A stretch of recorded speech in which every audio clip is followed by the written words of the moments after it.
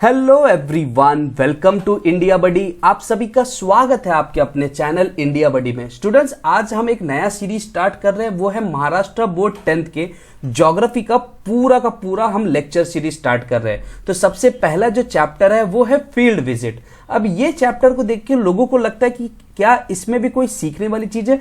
इस चैप्टर से स्टूडेंट्स आपको डिसाइड होता है कि आपके आगे के जो ज्योग्राफी के चैप्टर्स है उसमें क्या क्या चीजें हैं जो आपको देखनी चाहिए, और ज्योग्राफी में कौन से टॉपिक्स है जो आगे पढ़ने को मिल सकते हैं। तो पूरा का पूरा मैंने यहाँ पे आपको कुछ पॉइंट्स को हाईलाइट किया है जो आपको याद रखने हैं कि जब कभी भी आप ज्योग्राफी के आंसर लिख रहे हो, MCQs, fill in the blanks, ये सारी चीजें आपको याद होनी चाहिए। तो इससे आपका आंसर बहुत ज्यादा अच्छा होता है। तो चलिए अब हम आगे बढ़ते इस चैप्टर को पेज बाय पेज देखते हैं। तो इस चैप्टर में एक कहानी दिया गया कि राहुल नाम का एक बच्चा है जो एक स्कूल पिकनिक में जा रहा है अलीबाग के लिए। तो यहां पे पूरा इंपॉर्टेंट चीज जो है यहां पे बोला गया, जो स्टूडेंट्स के ऑब्जर्वेशन है वो ऑब्जर्वेशन है कि कैसे soil, vegetation and human settlement में चेंजेस आएंगे। मतलब यही सारे टॉपिक्स जो रहेंगे जो आपके 10th में आगे आपको पढ़ाए जाएंगे। तो ये सभी चीज को आपको याद रखना। तो अब हम धीरे धीरे एक एक इंपॉर्टेंट पार्ट्स पे देखा जाता है। यहां पे बोला जा रहा है कि जब कभी भी आप किसी भी ज्योग्राफिकल या आप ट्रिप पे जाते हो तो वहां पे आपको अपने I card and personal luggage के साथ आपको ये सारी सामान भी लेके जाना चाहिए ताकि बहुत यूजफुल हो, जैसे फर्स्ट एड हो, आपके मैप्स हो और जो जो चीजें आपको जरूरत हो। अब इसको हम अगर कन्वर्सेशन देखते जाते हैं तो इसमें कुछ इंपॉर्टेंट पार्ट्स बोला।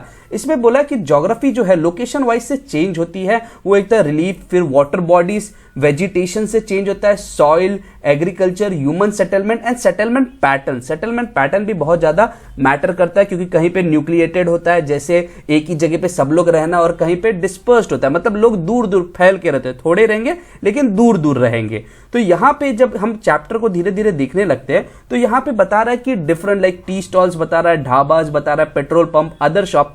मतलब ये क्या बता रहा है कि धीरे धीरे जैसे आप ज्योग्राफी में आप घूमना चालू करते हो तो आपको बहुत सारी चीजें चेंज होती है। कुछ चीजें नेचुरल चेंज होगी और कुछ आर्टिफिशियल चेंज होगी। तो यहाँ पे आपको एक चीज समझना है। तो जैसे अभी यहाँ पे टर्म आप बात कर रहे हैं, टी स्टॉल, ढाबा, ये सारी चीजें हैं जो आर्टिफिशियल चेंजेस हो रही हैं। फिर जब इसको थोड़ा और आगे जाते हैं तो सूरज जो बात करता है वो रूरल एरियाज की बात कर रहा है। एंड ये बहुत इंपॉर्टेंट साइन है कि रूरल एंड अर्बन में कैसे डिफरेंस किया जाए। तो यहाँ पे बोला जा रहा है कि जो घर हैं वो घर सारे एक लाइन में बने हुए एंड क्ले से बने हुए और वुड से जो विजिबल दिख रहा है। तो टीचर कह रही है कि ये जो लाइन से जो सेटलमेंट होते हैं घर के, उसको हम लीनियर सेटलमेंट बोलते हैं, जो 7th स्टैंडर्ड में आपको पढ़ाया गया है। तो अगर आपको ये चीज नहीं पता था तो मैं आपको बता दूं, एक लाइन से अगर सारे घर बनाए गए रहते हैं तो उसको हम लीनियर सेटलमेंट बोलते हैं। लीनियर का मतलब होता है एक स्ट्रेट लाइन जैसा।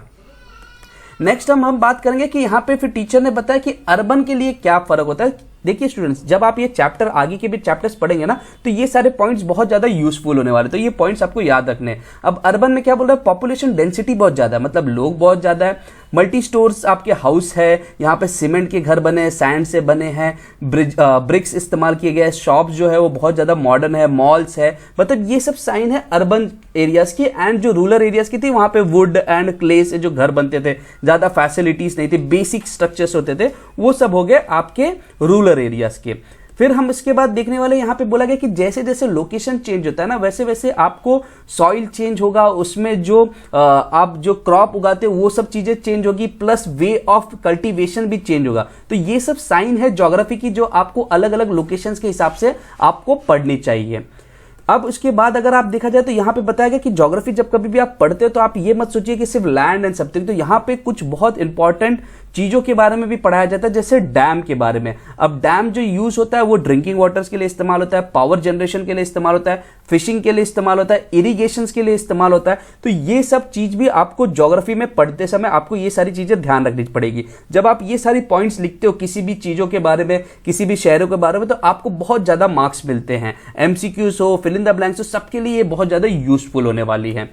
नेक्स्ट हम देख रहे हैं, इसमें आगे बताया गया कि जैसे जैसे लोकेशन बदलता है तो जो वेजिटेशंस होते हैं या जो प्लांट्स होते हैं या जो ट्रीज होते हैं उनको देख के आप समझ सकते हो कि वहां पे रेनफॉल कितने, मतलब कहीं पे कैक्टस उग रहा है तो वहां पे आप समझ सकते हो कि यहाँ पे रेनफॉल कम है, और कहीं पे कोई ट्रीज है जो बहुत ज्यादा ग्रीन रहते हैं हमेशा, तो वहां पे आपको समझ में आएगा कि रेनफॉल जो है वो बहुत ज्यादा है। यहाँ पे चीजें आपको बहुत इजीली समझ में आएगी। तो ये सारी चीजें ज्योग्राफी में मायने रखती हैं।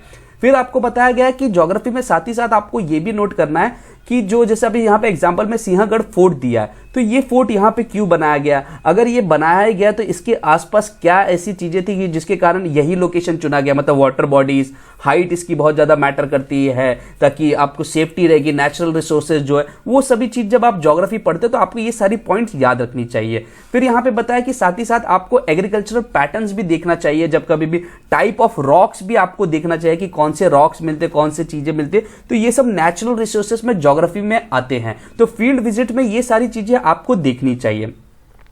फिर जब हम आगे बढ़ते, देखिए स्टूडेंट्स ये जो चैप्टर है ये एक बहुत सिंपल चैप्टर है, खासकर फील्ड विजिट वाला चैप्टर। इसमें आपको लगेगा कि क्वेश्चंस पूछे जा सकते हैं, लेकिन ये आपको एक आइडिया बताता है कि कैसे आप किसी भी चीज को ऑब्जर्व करके आंसर्स को कैसे लिखना है और आंसर्स के लिए कैसे प्रिपरेशंस करने हैं, वो सारी चीजें इसमें बताई जाती है।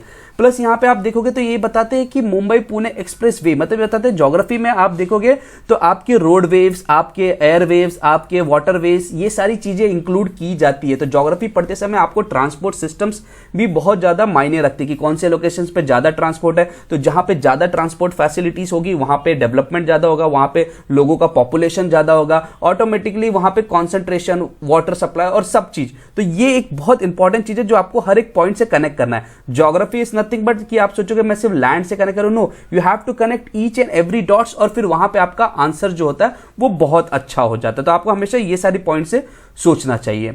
नेक्स्ट अब यहाँ पे हम बात कर रहे हैं कि यहाँ पे कुछ उन्होंने डिस्कशंस किए जो उन चीजों के बारे में बताया, तो यहाँ पे कुछ ज्यादा इंपॉर्टेंट नहीं है यहाँ पे, लेकिन बीचेस के बारे में बताया कि अलीबाग जब वो पहुंच गए तो वहाँ पे बीच देखा, तो बीचेस जो होते हैं यहाँ पे, तो यहाँ पे एक चीज और बताता है कि कोस्टल पार्ट एंड उसके आसपास के जो डिफरेंट लैंड फॉर्म्स होते हैं, लैंड रिफॉर्म्स की तरह, वो सभी चीजें बहुत ज्यादा मायने रखती है। तो फील्ड विजिट में आपको ये सब चीज को बहुत ज्यादा ध्यान देना है। एंड जब कभी भी आप डिस्कस करते हो ज्योग्राफी, साथ ही साथ आपको बोलता है कि ऑक्यूपेशंस क्या है वो भी मैटर करता है, कि आप सिर्फ लैंड नहीं, जैसे कहीं पे प्राइमरी ऑक्यूपेशंस, कहीं पे पहले फिशिंग थी, बाद में एग्रीकल्चर हो गई, वो टाइम टू टाइम चेंज होती है, because change in climate, change in the soil and change in everything, जो आपके पूरे ऑक्यूपेशंस को भी चेंज कर देती है। तो ये सभी चीज ज्योग्राफी में इंक्लूड होती है। तो जब कभी भी आप ज्योग्राफी पढ़े ना, तो आपको ये नहीं सोचना या किसी टॉपिक को कि जो पॉइंट्स दिए, इन सभी चीजों को आपको कनेक्ट करना है। एंड ये एक बहुत अच्छा एग्जांपल दिया गया फील्ड विजिट के लिए। ये एक सिर्फ एक कम्युनिकेशन बेस पे, यहाँ पे सिर्फ डायलॉग बेस पे था, तो इस चैप्टर से आपको ज्यादा जो क्वेश्चंस है वो लिखने के या एमसीक्यूज नहीं बनेंगे, लेकिन ये आपको बताएगा कि आगे के चैप्टर्स को आपको क्या क्या पॉइंट सोच के चलना है कि जिनके बारे में आपको ये सभी चीजें आएंगी। सो स्टूडेंट्स प्लीज चैनल को सब्सक्राइब कीजिए, जितना हो सके वीडियो को आप शेयर कीजिए, क्योंकि हमारा जो मोटो है वो है free education and quality education for all. So हम महाराष्ट्र के 10th के स्टूडेंट्स के लिए पूरा अपडेट आपके लिए लेके आए, पूरा इंफॉर्मेशन, पूरा आपको लेक्चर सीरीज मिलने वाला है। So thank you very much for watching India buddy. जय हिंद।